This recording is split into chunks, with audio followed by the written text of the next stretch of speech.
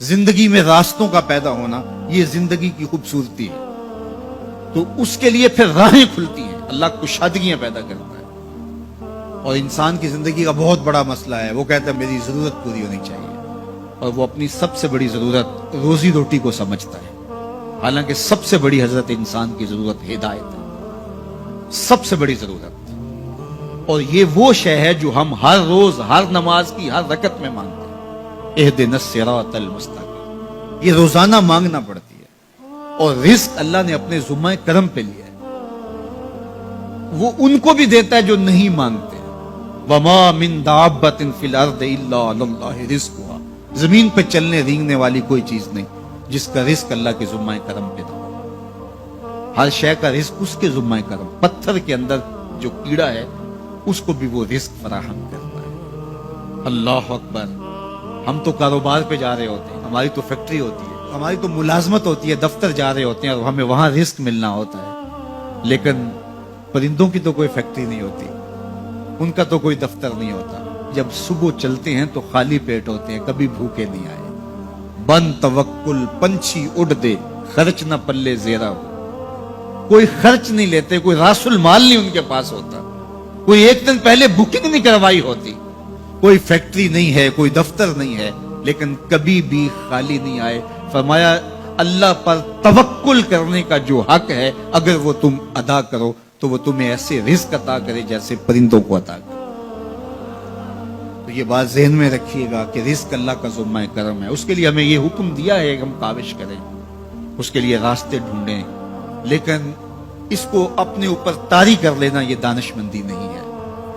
تو اس لیے سب سے بڑی ضرورت حضرت انسان کی ہدایت۔ اب اگر تقوی اختیار کر لے بندہ تو پھر یہ سب سے بڑا مسئلہ جو انسان نے خود سمجھا ہوا ہے یہ خود بخود حل ہو جاتا ہے۔ وَمَن يَتَّقِ اللَّهَ يَجْعَل لَّهُ مَخْرَجًا، جو اللہ سے ڈرنے لگ جاتا ہے اللہ راستے کشادہ کر دے گا۔ وَيَرْزُقْهُ مِنْ حَيْثُ لَا يَحْتَسِبُ، اللہ اس کو وہاں سے رزق دیتا ہے جہاں اسے گمان بھی نہیں ہوتا۔ یہ تقوی کا عملی نتیجہ ہے، اور یہ وعدہ میرا نہیں ہے، یہ وعدہ میرے رب کا ہے، اور اللہ کے وعدے سچے ہیں۔ یہ کسی مفکر نے، یہ کسی معاشیات کے ماہر نے نہیں بتایا کہ تم یہ کرو گے تو یہ نتیجہ ہوگا۔ ماہر معاشیات کے مشورے کو ہم قبول کرتے ہیں کہ یار اس نے معاشیات کو پڑھا ہے، اس نے جو بتایا ہے وہ اس کا نتیجہ وہی ہوگا۔ یہ جس نے معاشیات کو پیدا کیا ہے، جس نے رزق کو پیدا کیا ہے، یہ اس کا وعدہ ہے، اگر تم مجھ سے ڈرنے لگ جاؤ گے تو وہاں سے رزق دوں گا جہاں تمہیں گمان بھی نہیں ہوگا۔ تو یہ تقوی کا عملی نتیجہ ہے۔ تو اللہ کے محبوب علیہ الصلوۃ والسلام نے ارشاد فرمایا میں تمہیں تقوی کی وصیت کرتا ہوں، یہ تیرے تمام امور حیات کے لیے خیر و برکت کا ذریعہ ہے، تیری زندگی میں جمال پیدا ہوگا، حسن پیدا ہوگا، تیری دنیا بھی، تیرا دین بھی، تیری معاش بھی، تیری معاشرت بھی، سب میں خوبصورتیاں آ جائیں گی اگر تو اللہ سے ڈرنے لگ جائے۔ جو اللہ سے ڈرتا ہے پھر وہ کسی سے نہیں ڈرتا، اور اللہ سے ڈرنے اور اللہ سے محبت کرنے اور تقوی اختیار کرنے کا نتیجہ یہ ہوتا ہے کہ انسان پھر لا خوف علیہم ولا هم یحزنون کی عملی تصویر بن جاتا ہے۔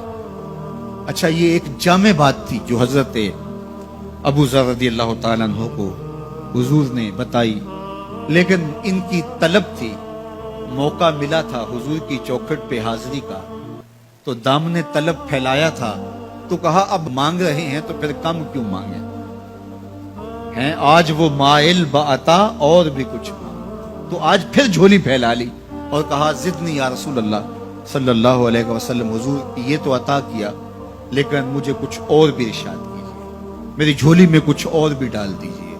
تو آقا کریم علیہ الصلوۃ والسلام نے ارشاد فرمایا علیک بتلاوت القرآن وذکر اللہ، میں تمہیں دو چیزیں بتاتا ہوں، ایک تو قرآن مجید کی تلاوت کو معمول زندگی بنا لو، اور دوسرا اللہ کا ذکر یہ اپنی زندگی میں اتار لو۔ جب تم قرآن مجید کی تلاوت اور ذکر الہی شعار حیات بنا لو گے تو آسمان میں تیری باتیں ہوا کریں گے، اور زمین میں تیرے لیے روشنیاں پھیل جائیں گی، یہ تیرے لیے زمین میں نورانیت کا سبب ہوگا اور آسمان میں تیرا ذکر پھیل جائے گا۔ قرآن مجید کی تلاوت، قرآن مجید کے ساتھ شغف پیدا کیجئے اور اپنی زندگی کو قرآن مجید کے ساتھ جوڑ لیجئے۔